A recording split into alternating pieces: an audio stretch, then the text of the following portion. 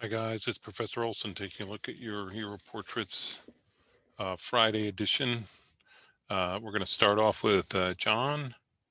John, this is a great start. I see you've sort of structured out the grays and black here.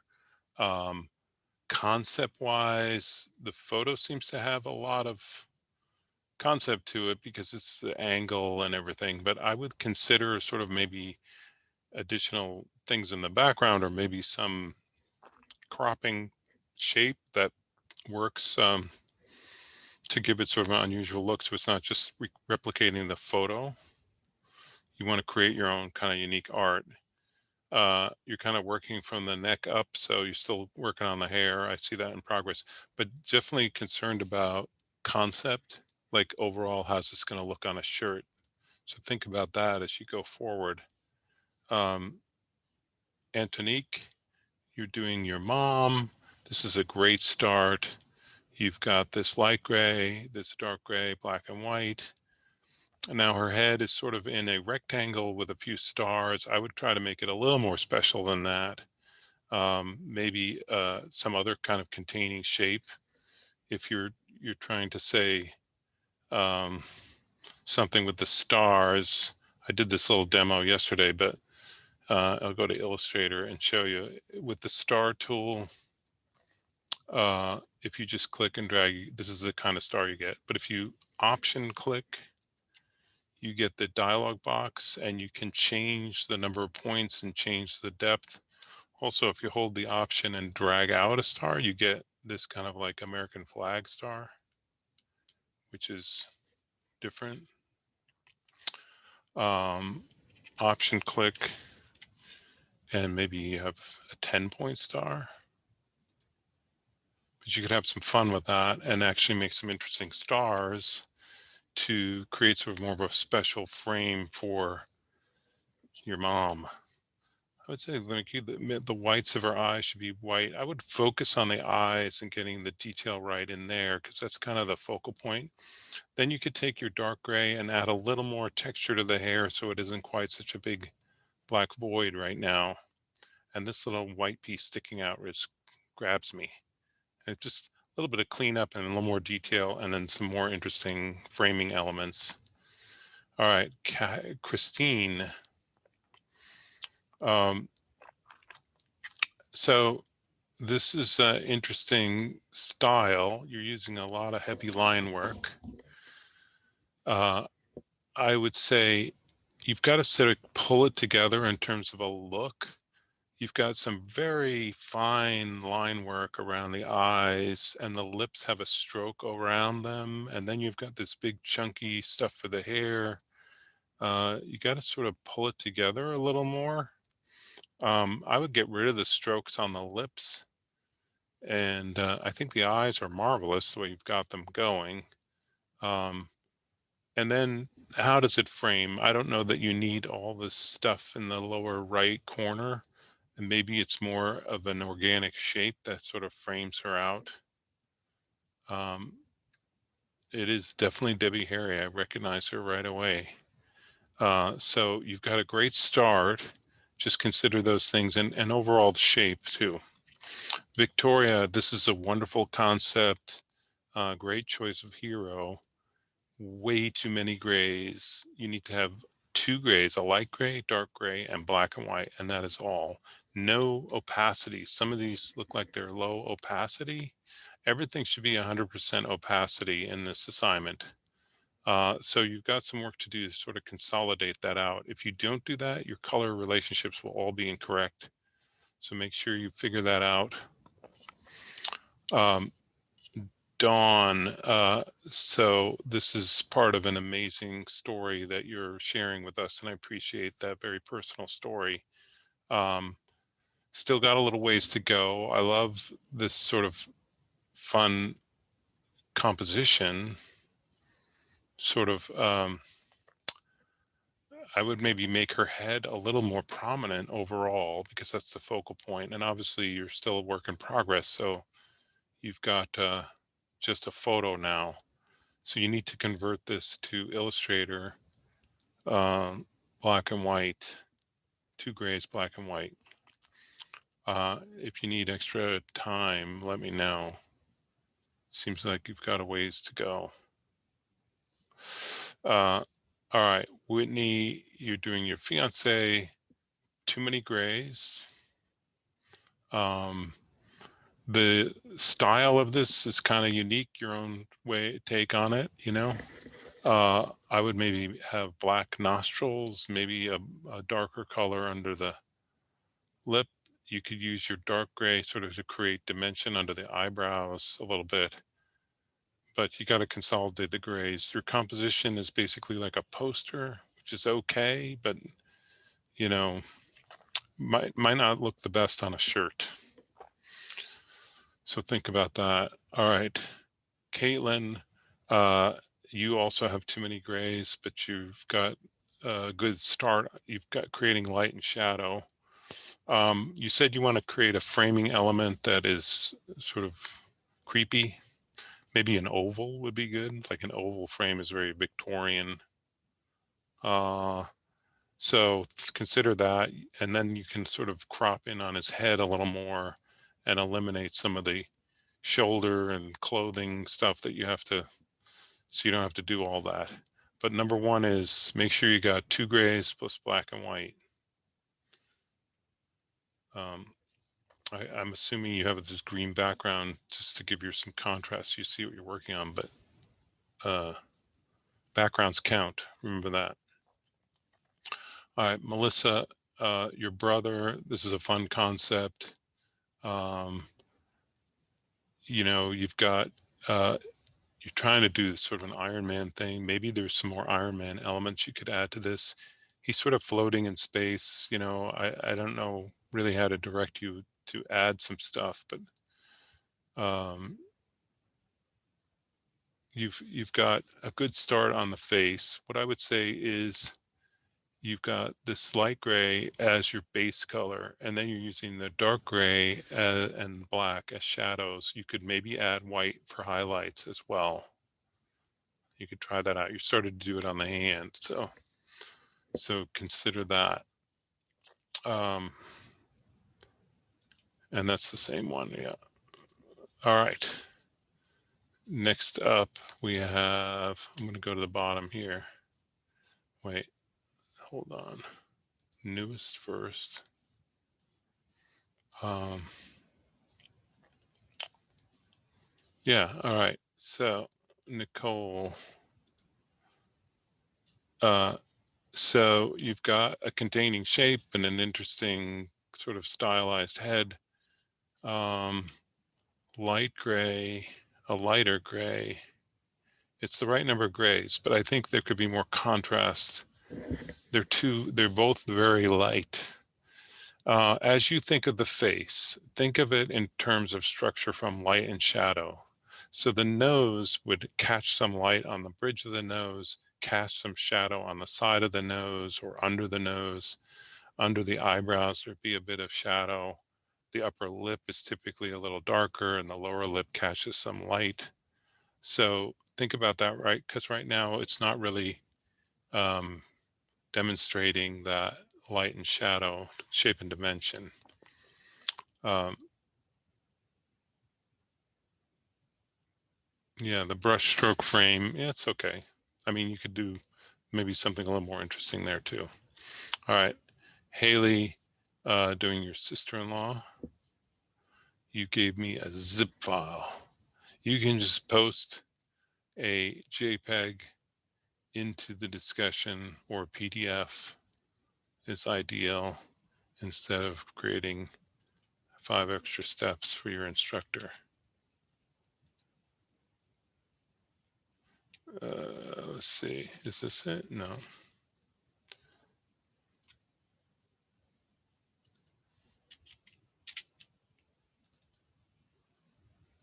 There it is. All right. So what you've got is 1, 2, 3 grays. So you got to get it down to 2 grays plus black and white. The frame is interesting. Okay. Use a pattern brush. If you don't know how to do that, you need to get with one of the lab instructors to show you. I use a pattern brush to create the frame so that you don't have like little dots sort of unevenly spaced. Her head should be much bigger in the frame. It looks like she's wearing like earbuds or something. Probably not a great look for this. You got to sort of consolidate some of these shapes. A good way to work is to create an overall field of like a mid-tone gray and then add shadow and highlight to that. You're on your way, but you got a ways to go. All right. That was Haley. Next up, Felicia. You are doing Amelia Earhart. You are replicating the photo and doing a pretty good job of it, but that's not the assignment. I need you to make a cool t-shirt out of this. What is it going to be? What's the concept? Are you adding containing shape? Are you adding words? Are you adding other things to it to tell the story? If you look at your reference photo, you can see the upper lip has some shadow. The lower lip has a highlight. You have both lips have a highlight. Some of these shapes are really good. Obviously work in progress, so keep going on it, but think about what your final result, what you want it to be.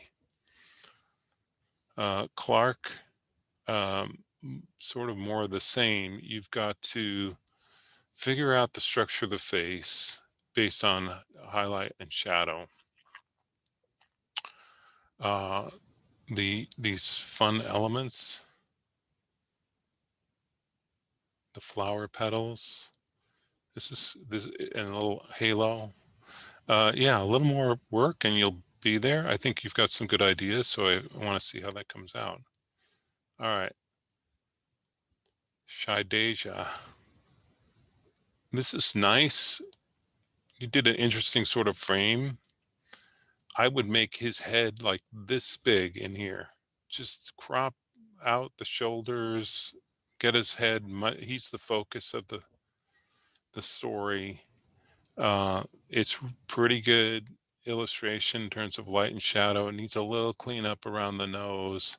You've got too many grays. These should be white instead of this light gray. So make sure you get the right number of grays. Like a shirt should be either white or gray. It's like a light gray. But I would just get rid of that by having him cropped tighter. And you've got some brush effects that look like gradients. You're going to have to expand those. Make sure you've got it solid 100% opacity, 2 grays plus black and white. All right, next up is, I'm going to start at the bottom here. So this is Elijah.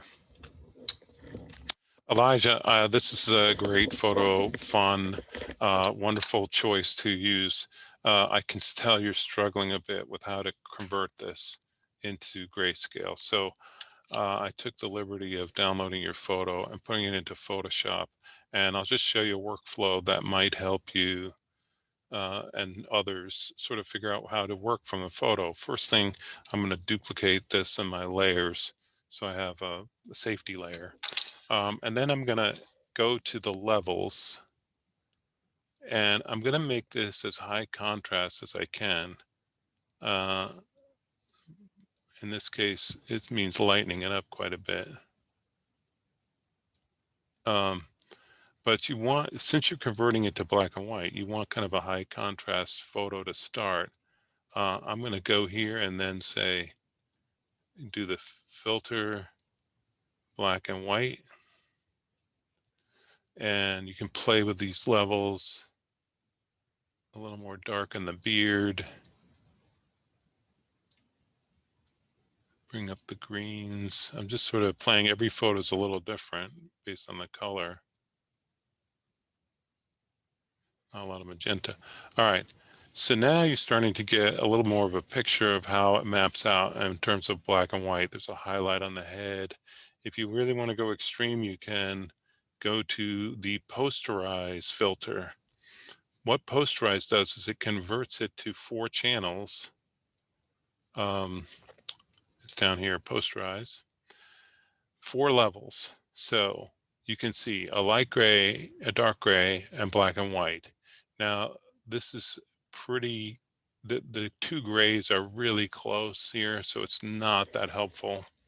But it can give you sort of a starting point to say, here's do his whole face in light gray, add some white, add some dark gray, maybe do the beard in black, and then add highlights. And that maybe gets you a little further along than where you were back here. Then the words are great. Is there a containing shape? How does it all sort of play out? You got some work to do. Uh, so next up is Ella. This is fun. Face. Uh, this should be black. It looks like a gray. This, if it's black, that's good. I would contain him in the hexagon, like crop the bottom part out with the hexagon. Smooth out these shapes so they're not all jaggy. Make it much more intentional, the way everything looks. Just get in there and finesse the details. Use a smooth tool, use the blob brush, and see if you can sort of clean it up and make it a little more intentional for yourself.